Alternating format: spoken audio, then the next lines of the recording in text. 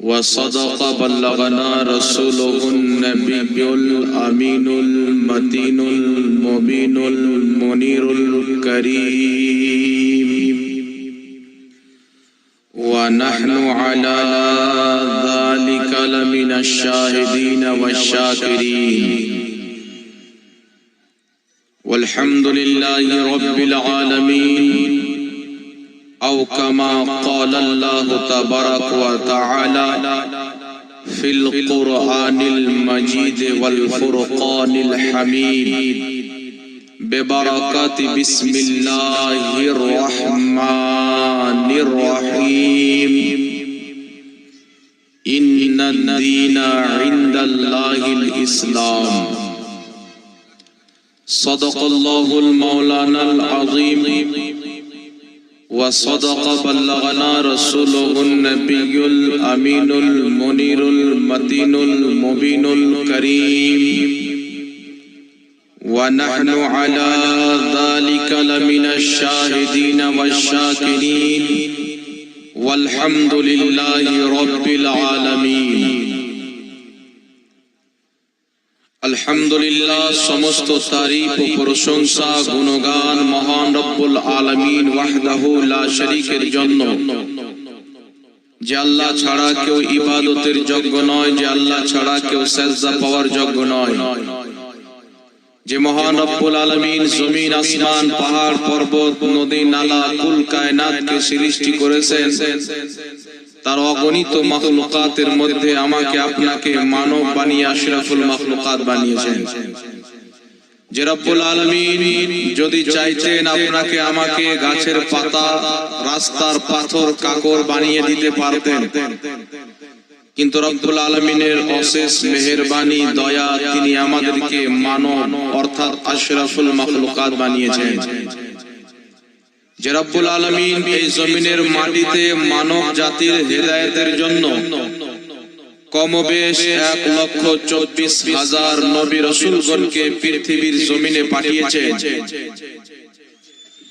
তার মধ্যে সর্বশ্রেষ্ঠ নবী, যিনি সকল নবীর নবী, ইমামুল আম্বিয়া, তাজদারে মদিনা, রাহাতে কলব সিনা, ইমামুল মুরসালিন সাল্লাল্লাহু তাআলা আলাইহি ওয়া আলিহি ওয়া বারিক ওয়া সাল্লামের আমাদেরকে উম্মত বানিয়েছেন।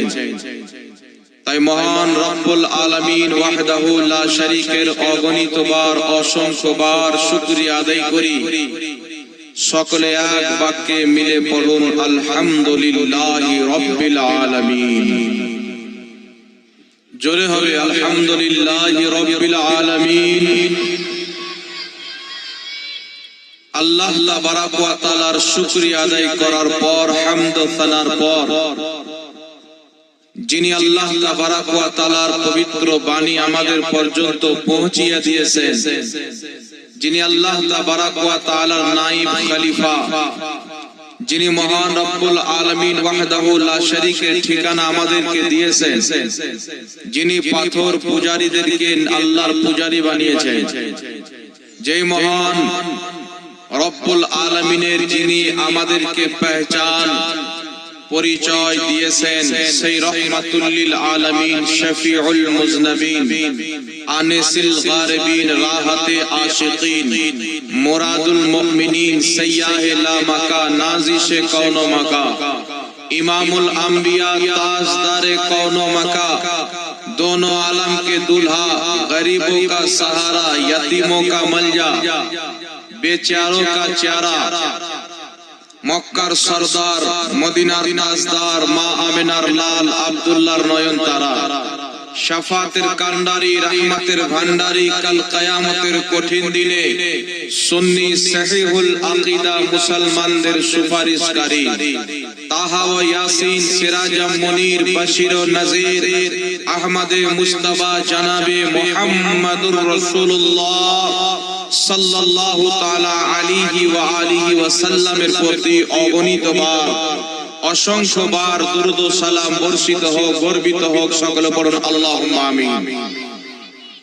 উপস্থিত সম্মানিত ইসলাম দরদি ভাই ও বাবুজিরা, পর্দার আড়ালের মা ও বোনেরা, সকলকে আমার আন্তরিক শুভেচ্ছা ভালোবাসা জানানোর পর সকল আখরি নবী সাল্লাল্লাহু আলাইহি ওয়াসাল্লামের গোলাম, মহান রব্বুল আলামিনের গুনেহগার সিয়েকার পাপী তাপী বান্দা মুসলমানদেরকে আমি মোহাব্বতের সহিত একটি বার্তা দিতে চাই যে কি মোহাম্মদ से वफा तूने तो हम तेरे हैं, कि मोहम्मद से वफा तूने तो हम तेरे हैं, ये जहां चीज है क्या लौहो कलम तेरे हैं। मोहम्मद की मोहब्बत दीने हक की शर्त अव्वल है, मोहम्मद की मोहब्बत दीने हक की शर्त अव्वल है, गर हो इसी में खामी तो सब कुछ नामुकम्मल है, गर हो इसी में खामी तो सब कुछ नामुकम्मल है।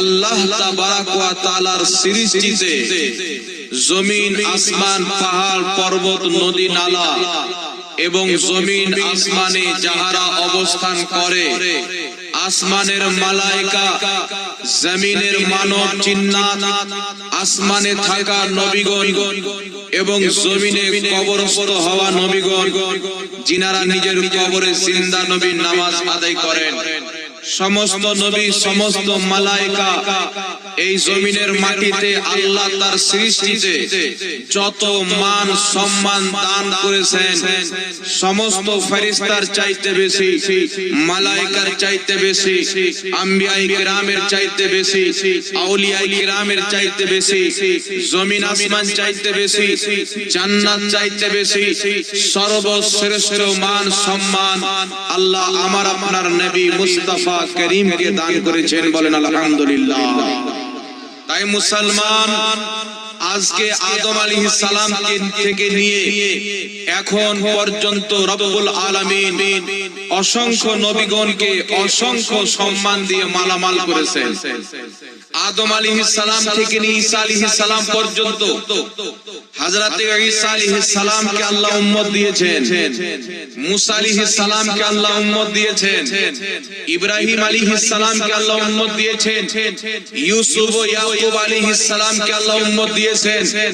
অনেক নবীকে আল্লাহ তাবারক ওয়া তাআলা উম্মত দিয়ে মালামাল করেছেন, কিন্তু কুরবান জান মুহাম্মদ রাসূলুল্লাহর কদম ধুলিতে, কুরবান জান মুহাম্মদ রাসূলুল্লাহর মার্তবা এবং ফজিলতের উপরে যে আল্লাহ তাবারক ওয়া তাআলা আদম থেকে নিয়ে ঈসা পর্যন্ত নিজের লাখ লাখ নবীকে পাঠিয়েছেন, উম্মত দান করেছেন। তো সমস্ত নবীর মধ্যে যেমন আমাদের নবীর আল্লাহ কোনো তুলনা সৃষ্টি করেননি, সেই রকমই আমাদের নবীর উম্মত আমাদের আল্লাহ কোনো উম্মতের সঙ্গে তুলনা করেনি, বলেন সুবহানাল্লাহ।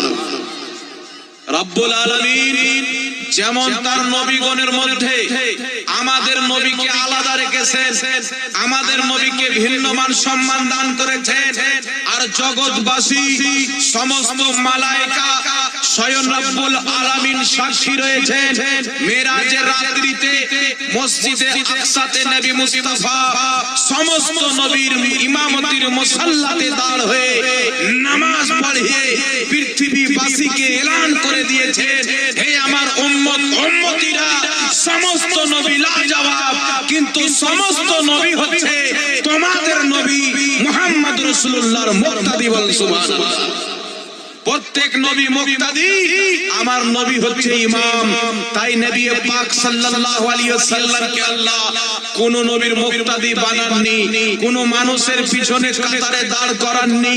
যখন আমার নবী সালাত আদায় করেছেন, নামাজ আদায় করেছেন, আমার নবীকে রব্বুল আলামিন আগের কাতারে ইমামতির মুসাল্লাতে দাঁড় করিয়েছেন, যেন কিয়ামত পর্যন্ত পৃথিবীর মানুষ জেনে নেয় আল্লাহর বন্ধু জগতে কাউরের মুক্তাদি না, বরং জগৎবাসী হচ্ছে মুস্তাফার মুক্তাদি, বলেন সুবহানাল্লাহ। এই রাসূলের মান সম্মান যদি বুঝতে না পারেন, এই রাসূলের তাজিম যদি না করতে পারেন, এই রাসূলের দুশমনকে যদি চিনতে না পারেন, আপনার ঈমান টিকবে না। দাড়ি রেখে লাভ হবে না, নামাজ পড়ে লাভ হবে না, রোজা রেখে লাভ হবে না। আগে সর্বপ্রথম তোমার খোদাকে চিনতে হবে, তোমার রাসূলকে চিনতে হবে। কারণ রব্বুল আলামিন নিজের মুস্তাফাকে সৃষ্টি করার পর এমন মর্যাদা দান করেছেন, এমন মহব্বত নিজের নবীকে করেছেন। রব্বুল আলামিন আমার আপনার নবীকে সর্বপ্রথম সৃষ্টি করে পাঠিয়েছেন সবারই শেষে। আরে সহিহ হাদিস থেকে প্রমাণিত, আল্লাহ বলছেন হুয়াল আউয়ালুহু ওয়াল আখিরুহু, আমার নবীকে প্রথম সৃষ্টি করেছি, সবারই শেষে পাঠাবো। এখন আল্লাহকে জিজ্ঞাসা করেন, খোদা তোমার নবীকে প্রথম সৃষ্টি করে সবারই শেষে কেন পাঠাবে? তো রব্বুল আলামিন বলছে, শুনো, আমার নবীকে সৃষ্টি করে আমি আমার কুরবে খাসে রেখেছি। আদমকে পাঠিয়েছি, নবী আমার নিকটে আছে। ঈসাকে পাঠিয়েছি, নবী আমার নিকটে আছেন। ইব্রাহিমকে পাঠিয়েছি, নবী আমার নিকটে আছেন। যেমন ইন্নাল্লাহা ওয়া মালাইকাতাহু ইউসাল্লুনা আলান নবী, যাতে আমি আল্লাহ আমি সব চাইতে বেশি বেশি করে আমার নবীর প্রতি দরুদ পড়ি। আমার নবীর প্রতি দরুদ পড়ে আমি আল্লাহ যখন সন্তুষ্ট হয়ে যাব, উম্মত তোমাদেরকে নবী হাওয়ালা করে দেওয়ার পর ইয়া আইয়ুহাল্লাযীনা আমানু সাল্লু আলাইহি ওয়া সাল্লিমু তাসলিমা, তোমাদের নিকটে পাঠিয়ে আমার নবীর প্রতি তোমাকে দরুদ ও সালাম পাঠ করার হুকুম দেব। বলেন সুবহানাল্লাহ। তাই বেরাদর ইসলাম, আল্লাহ আমার নবীকে মহব্বত করে যুগ যুগ থেকে আমার নবীর প্রতি সালাম প্রেরণ করেছেন, দরুদ প্রেরণ করেছেন। কেন? মাহবুব দুনিয়াতে তোমাকে পাঠাবো, আগে আমি আল্লাহ তোমাকে মহব্বত করব, আমি সব চাইতে বেশি আমার নিকটে রেখে তোমাকে মহব্বত করে সবারই শেষে পাঠিয়ে নবুয়তের দরওয়াজা আমি আল্লাহ বন্ধ করে দিব, যেন বিশ্ববাসী জেনে নেয় মুস্তাফার পরে কোন নবী আসতে পারে না, জন্মগ্রহণ করতে পারে না। কিয়ামতের সকাল পর্যন্ত এই জমিনের মাটিতে যেই ব্যক্তি আসবে তাকে মুহাম্মদ রাসূলুল্লাহর গোলামি করতে হবে। জোরে বলেন সুবহানাল্লাহ।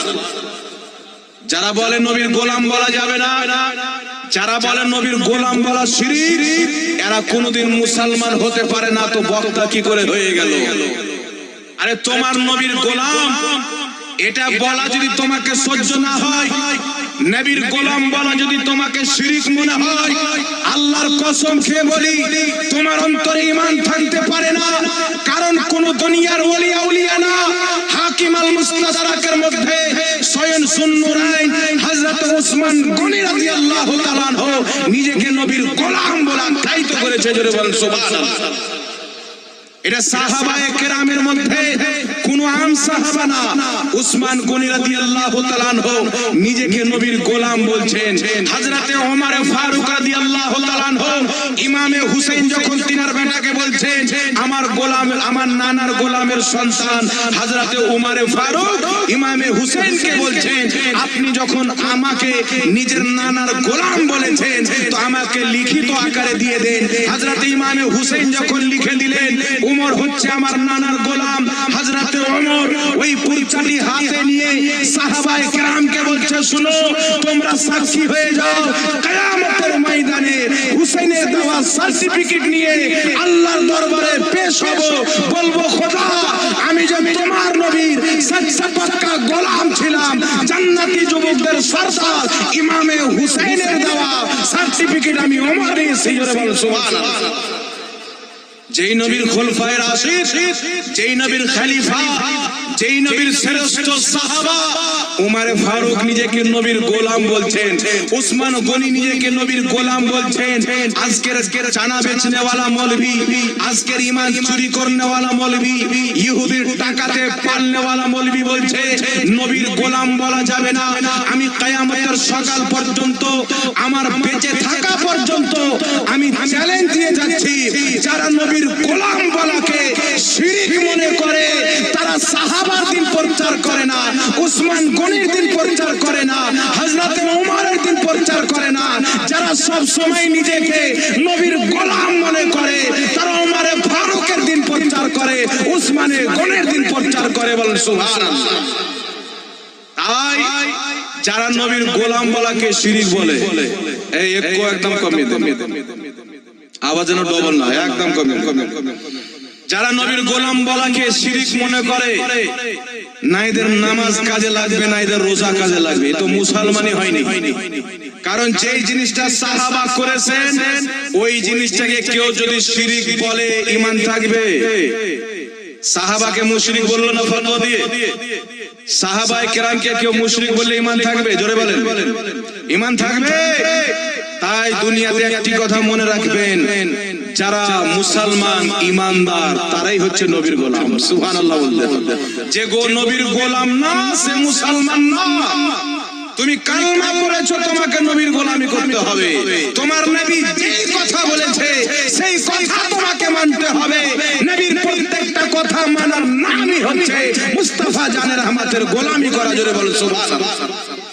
তুমি কোন মাদ্রাসায় পড়াশোনা করেছো, কোন মাদ্রাসায় ডিগ্রি নিয়েছো, বলছো নবীর গোলাম, এটা থেকে শিরক, এটা হচ্ছে শিরক। তো উসমান গনির সহিহ সনদে হাদিস, নিজেকে নবীর গোলাম বলেছে। যদি মায়ের অরুদার দুধ পান করে থাকো একবার শিরকের ফতোয়া লাগাও, উমারের উপরে লাগাও। যদি নবীর বিখ্যাত সাহাবী উমর ফারুক নিজেকে নবীর গোলাম বলে সচ্চা পাক্কা ঈমানদার থাকে, উসমান গনি নিজেকে নবীর গোলাম বলে সচ্চা পাক্কা ঈমানদার থাকে, তাহলে জগৎবাসী শুনে নাও, এই দুনিয়াতে যারা সুন্নি মুসলমান নিজেকে নবীর গোলাম বলে তারাই হচ্ছে সাহাবার মুসলমানে, সাহাবার ইসলামে, মুস্তাফার ইসলামে। যারা একে শিরক বলে তারা সাহাবা দিন প্রচার করে না, তারা আমেরিকা ইসরায়েলের গোলামি দিন প্রচার করে। তাই নিজেকে সাহাবীর দিনের মধ্যে আনতে হবে, নিজেকে সাহাবার রঙে রঙ্গিত করতে হবে। কারণ মুস্তাফা করিমের শরীয়তকে যতটা সাহাবা বুঝতেন পৃথিবীর কেউ বুঝতে পারে না। সুবহানাল্লাহ। মুস্তাফা জানে রহমতের হাদিসকে যতটা সাহাবা বুঝতেন কেউ বুঝতো না। শিরক যতটা সাহাবা বুঝতেন ততটা দুনিয়াতে কেউ বুঝতে পারে না। বিদআত যতটা সাহাবা বুঝতেন দুনিয়াতে কেউ বুঝতে পারে না। তাই একটি কথা মনে রাখবেন, নবীর গোলাম বলাকে যেই দলের বক্তারা শিরক মনে করে, ওই বক্তাকে যারা বক্তা মনে করবে তাদেরও ঈমান থাকতে পারে না। একে ইহুদির এজেন্ট বলে বিতাড়িত করতে হবে, ওর বক্তব্যকে আপনার বিতাড়িত করতে হবে, আর পৃথিবীকে জানিয়ে দিতে হবে যারা নবীর গোলাম আমরা তাদেরই বক্তব্য শুনবো। বলুন সুবহানাল্লাহ। এ বলছেন নবীর গোলাম বলা যাবে না, কিন্তু আমার গোলাম হয়ে যাবে। ওই বক্তার বলবি বলছে যে আমাদের শিক্ষকরা হচ্ছে আমাদের নবী। নাউজুবিল্লাহ বলবেন না? জি, বাংলাদেশে একটা বক্তা বেরিয়েছে বলছে আমাদের শিক্ষকরা হচ্ছে আমাদের নবী। তো যারা নিজের শিক্ষককে নবী মনে করে তারা আমাদের নবীর তাজিম করবে? এই জোরে বলেন, তাজিম করবে? আর শুধু তাই নয়, এরা নিজের গুরু আশরাফ আলী থানভীকে আল ইমদান কিতাবের মধ্যে রাসূলও লিখে রেখেছে, নবীও লিখে রেখেছে। তাহলে যেই জামাত এখন যারা গলা ফেড়ে বলে কায়াম করা হারাম, কায়াম মানে কি? নবীকে দাঁড়িয়ে সালাম দেওয়াকে বলা হয় কায়াম। কায়াম করা হারাম, নবীকে দাঁড়িয়ে সালাম দেওয়া যাবে না। তো কেন যাবে না? ওদের ইতিহাস পড়বেন তবে বুঝতে পারবেন যে এরা আমাদের নবীর জন্য দাঁড়িয়ে সালাম দিবে না। যখন আশরাফ আলীর কবরে যায় তখন দাঁড়িয়ে সালাম দেয়। কারণ আশরাফ আলী থানভীকে নবী লিখে রেখেছে, নবী বানিয়ে রেখেছে। তো যদি গোলাম আহমদ কাদিয়ানীকে কাদিয়ানীরা নবী মেনে ইসলাম থেকে বেরিয়ে কাফির ও মুরতাদ হয়ে যায়, তো আজকে যারা নিজেকে দেওবন্দি বলো, আশরাফ আলী নিজের কিতাবে আল ইমদাদের মধ্যে নিজেকে রাসূল লেখাকে নবী বলাকে সাপোর্ট করেছে, তাহলে ওই ব্যক্তিকে মানার পরে তোমরা কি করে মুসলমান থাকতে পারো? তোমাদের ঈমান কি করে বাঁচতে পারে? ঈমান কি করে বাঁচতে পারে? তাই একটি কথা মনে রাখবেন বিরাদর ইসলাম, যারা নবীকে সালাম দিতে দাঁড়িয়ে সালাম দিতে হারাম মনে করে, নবী পাককে নিজের মতন মানুষ মাটির মনে করে, এই জাতিরা নিজের মৌলবীদেরকে নবী চাইতে বাড়িয়ে দিয়েছে। জি, নবীর চাইতে বেশি সম্মান তাদের মৌলবীর করে। আমি আপনাদের সম্মুখে দলিল দিয়ে দিচ্ছি, শুনেন। একটা বক্তা বেরিয়েছে, ওই বক্তা বলছে নাম হচ্ছে আহলে হাদিস, নিজেকে বলে, নাম দিয়েছে ব্রাদার রাহুল। কি রাহুল নাম দিয়েছে? আমি মনে করব জাহিল রাহুল, কারণ কোরআন পাক ও দেখেও পড়তে পারে না। আমার নবী যে বলেছিলেন আল্লাহ ইলম উঠিয়ে নেবেন, জাহিলদেরকে লোক দ্বীনের মাসনাদে বসিয়ে দিবে, জাহিলদেরকে দ্বীনের গুরু বানিয়ে দিবে। ওই জামানা চলছে। আজকে যারা আহলে হাদিসের যত বক্তা আছে ঠিকভাবে একটাও মাদ্রাসায় পড়ালেখা করেনি, আর নাম কত সুন্দর দিয়েছে আহলে হাদিস, কিন্তু এরা নবীর চাইতে ওদের ডক্টর জাকির নাইককে মানে বেশি। জি, আমি এক জায়গায় বললাম ডক্টর জাকির নাইক বলেছে বুকের উপরে হাত বাঁধা হাদিসটা সহিহ, এটা হাদিসের সঙ্গে জালিয়াতি করেছে, জাতিকে মিথ্যা কথা বলেছে। আবু দাউদ শরীফের যে হাদিস বুকে হাত বাঁধার কথা বলা হয়েছে, তাউস রাহমাতুল্লাহ আলাইহি বলেছেন নামাজে বুকের মধ্যে নবী হাত বেঁধেছে, এই হাদিসকে আমার বেঁচে থাকা পর্যন্ত কোনো বাপের বেটা যদি সহিহ প্রমাণ করতে পারে 1 লাখ টাকা আমি জাহাঙ্গীর তোমাকে পুরস্কার দিয়ে যাব। আরে হাদিসকে জোকার নাইকো বলছে সহিহ, এদের কারমুনসিও বলছে সহিহ, কিন্তু চিন্তা করেন একটি সহিহ হাদিসকে মানুষের হাত নাভির নিচ থেকে টেনে বুকে নিয়ে আসার জন্য চিল্লায় চিল্লায় বলছে সহিহ। আমি এক বছর থেকে চ্যালেঞ্জ করছি, যদি কোনো আহলে হাদিস এই জমিনের মাটিতে, খাস করে বাংলার মাটিতে থাকো, আমাকে একটা হাদিস দাও আমার নবী বুকের উপরে হাত বেঁধেছেন, একটা যদি সহিহ হাদিস দিতে পারো আমি জাহাঙ্গীর আলম তোমাকে 1 লাখ টাকা পুরস্কার দেব। কিয়ামতের সকাল পর্যন্ত দেখাতে পারবেন। হ্যাঁ, আমার মরার পর যদি বানিয়ে নেয় নিজে থেকে, কারণ এরা হাদিস নিজে তৈরি করে। জি, মুসনাদে আহমদের মধ্যে থেকে 3000 হাদিস বের করে ফেলে দিয়ে, সুনানুল কুবরার কিছু হাদিসকে বাদ দিয়ে দিয়েছে, মুসান্নাফে আব্দুর রাজ্জাকের প্রথম অধ্যায়টাকে বাদ দিয়ে দিয়েছে। তো যেইগুলো হাদিসে নবীর সম্মান প্রমাণিত হয়, হানাফি মাযহাব প্রমাণিত হয়, ওই হাদিসগুলিকে এরা বের করে বাদ দিয়ে দিচ্ছে। কিছুদিন পরে কি বলবে? হানাফিরা সব হাদিসগুলিকে বাদ দিয়েছে। আর এই কাজটা কোথায় থেকে হচ্ছে? সৌদি আরবের রিয়াজ থেকে। আর পুরো সৌদি আরবের দায়িত্ব যাদের হাতে আছে, কাবার দায়িত্ব, ফতোয়ার দায়িত্ব, এরা সব কিন্তু ইসরায়েল আমেরিকার সাপোর্ট নিয়ে বসে আছে। যেইভাবে বলে হাদিস ছাপায়, যেইভাবে বলে হাদিসগুলোকে বের করে ফেলে দেয়। তাহলে কিছুদিন পর আপনাকে এসে বলবে এই যে তোমার মৌলভী হাদিসটা লিখেছে নবীর নাভির নিচে হাত বেঁধেছেন, মুসান্নাফ ইবনে আবি শাইবার সহিহ হাদিস, কিছুদিন পরে আপনাকে বলবে এই হানাফিরা ভরে দিয়েছে। আচ্ছা বলেন তো হানাফিরা কতদিন থেকে আছে জানেন? হানাফিদের বয়স কত জানেন? এই হানাফি মাযহাব তৈরি করা প্রায় 1200 বছর পার হয়ে গেছে, 1300 বছরের নিকট। তাহলে এতদিন পর্যন্ত আগে হাদিস বানিয়ে দিয়েছে, কেউ ধরতে পারলো না। আর তুমি আজকে এসে ভাইরাস বের করেছো। কিন্তু একটি কথা মনে রাখবেন, স্পষ্ট কথা, বুকের উপরে হাত বাঁধার কোনো সহিহ হাদিস নাই। সহিহ ইবনে খুজাইমা যে হাদিসকে এই ওয়াহাবিরা নিজের কিতাবের মধ্যে সহিহ বলেছে, এটাও হাদিসের সাথে জালিয়াতি করেছে, ওই হাদিসটাও সহিহ। আবু দাউদ